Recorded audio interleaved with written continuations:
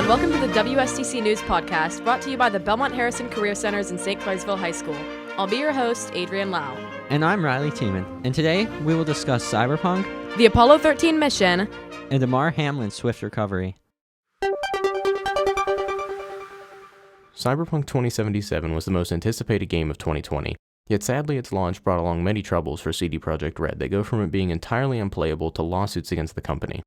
Cyberpunk's release was a disappointment for many fans, having to release early due to pressure from the players. The game's launch date was very underwhelming compared to what we were promised. Its release was especially bad for its investors who CDPR lied to, saying that the game was more complete than it actually was. Because CD Projekt Red lied to about the game's state, they were sued by two different law firms led by fellow investor Andrew Tramp for false and misleading statements about the game during development and ended up having to pay a settlement for $1.85 million. This lawsuit didn't drag the game into the grave, though, and Cyberpunk 2077 soon saw a huge leap in popularity after the release of its Netflix show Cyberpunk Edgerunners. The show caused many people to flock back to the game and give it a try in its newly patched state. CD Projekt Red even received a Labor of Love award on Steam to commend the team's hard work on repairing the game. CD Projekt Red has quickly recovered from these suits and has since announced 2 new DLC for Cyberpunk 2077.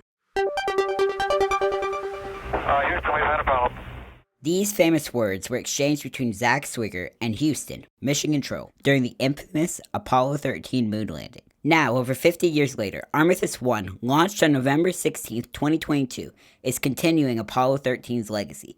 The names of these missions originate from Greek mythology, Apollo being the god of the sun, and Armistice, his twin sister, and goddess of the moon. The Armistice project passed a major milestone, orbiting and photographing the moon, and successfully returning to Earth. With the up-and-coming Armistice 2 mission, NASA experts send a crew of astronauts to the moon for the first time in 50 years. As Thomas Zurbuchen, NASA's Associate Administrator for Science puts it, this is not about the flags and the footprints. It's about building a sustainable presence on the moon and to set a place for the foundations for a moon base and future mission to Mars.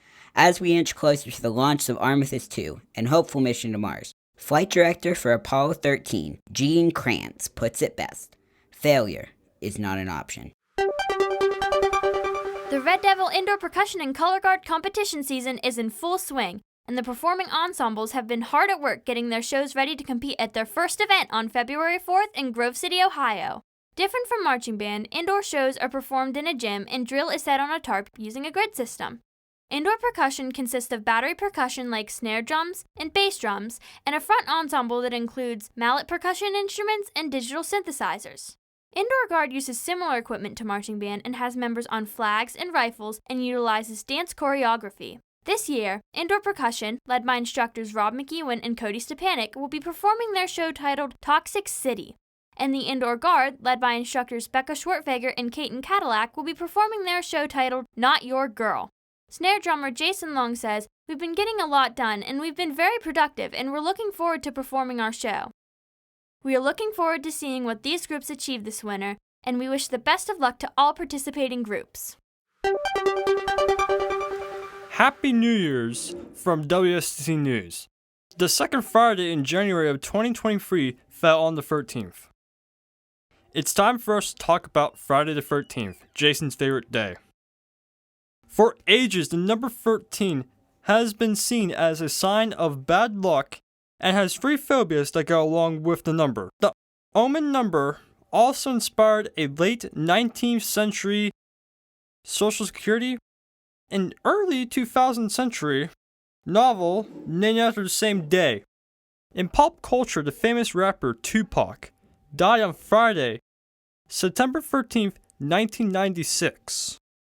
And of course, Jason Voorhees, the classic hockey mask wearing horror movie monster, continues to keep the name alive and well. With over 42 years of screaming and spooking, this villain is the icon of the slasher horror movies and this date. No one is absolutely sure why the 13th on a Friday is so unlucky. But there is one thing we are not sure. No date can be as bad as Tuesday the 17th. Late last November, a new artificial intelligence or AI chatbot known as ChatGPT was released to the public, and it's making a big name for itself. ChatGPT is an AI system that can generate anything from song lyrics all the way to full essays. A lot of people are worried about how this may affect education since it makes cheating easier and more accessible. Schools are worried because the ChatGPT is so convincing that it can pass full tests and exams. For instance, the ChatGPT recently passed the bar test to become a lawyer with a grade ranging from a high B in constitutional law to a C- in torts and taxation. Many school districts have already blocked the website and are trying to steer students away from its use. Of course, students can still use it at home or away from school. For now, it's easy to tell when an essay has been written or created by artificial intelligence and machine learning, but these programs are getting better and better by the day. Next, in sports news, after a long hospital stay, Damar Hamlin. Buffalo Bills safety Hamlin suffered a cardiac arrest after making a tackle during a game on January 2, 2023. He is finally out of the hospital and back at the team facility almost daily. Dawkins, number 73 offensive lineman, says, his appearance like walking around here, it's a positive thing, and just to see 3 just smile and just wave and just put his hearts up and keep pushing. It's a positive energy bubble just floating around the facility. Hamlin still has a long road to 100% recovery. That's all for this episode of the WSTC News Podcast. Don't forget to subscribe to Red Devil Productions on YouTube for more releases from the Entertainment Marketing Program. Thanks for listening, and remember to make every moment matter today.